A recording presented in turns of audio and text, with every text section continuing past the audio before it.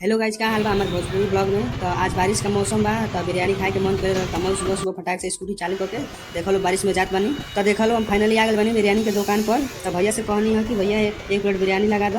तो बोले हम जाके फटाक से टेबल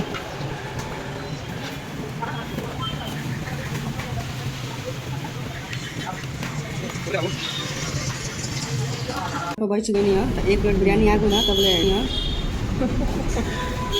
रहने ना है क्या कर।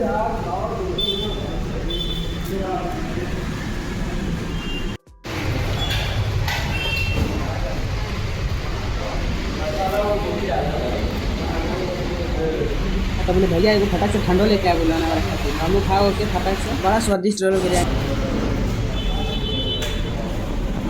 कमेंट में बताओ वीडियो कैसा लगा। चैनल को सब्सक्राइब करो, वीडियो लाइक करो, वीडियो को शेयर भी करना। तो जल्दी से खा कर खत्म कर देंगे। बारिश तो वही में बारिश पर लगा बड़ा तेज से फटाक से। तो मिलते बानी हम अगला ब्लॉग में।